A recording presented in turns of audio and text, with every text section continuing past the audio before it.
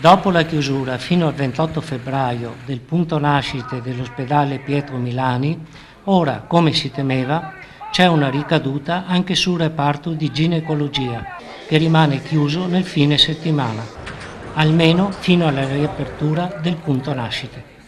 L'incontro di Venezia del 17 gennaio tra sindacati e regione non ha prodotto effetti. Al momento le pazienti di ginecologia, il cui ricovero si prolunga, al venerdì vengono spostate a medicina. Per l'ULSS numero 6 si tratta di una prassi del tutto normale e consolidata.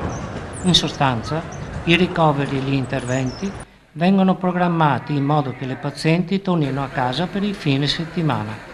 Ad esempio, al San Bortolo di Vicenza, l'altro ospedale dell'ULSS 6, in alcuni reparti come oculistica e ginecologia, la week surgery si pratica da tempo.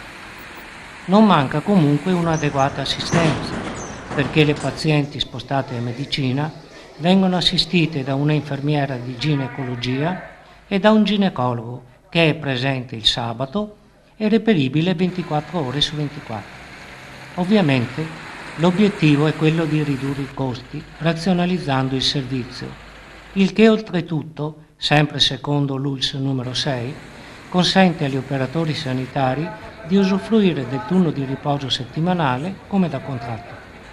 La situazione si dovrebbe sbloccare con l'espletamento del concorso e la conseguente assunzione delle ostetriche, la cui carenza ha determinato la chiusura del punto nascite.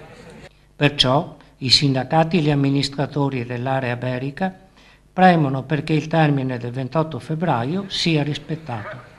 Dopo la chiusura dei punti nascite di Est, Lonigo e Colonia Veneta, la preoccupazione per le sorti dell'ospedale napoletano si coglie anche nella Bassa Padovana e nella Bassa Veronese.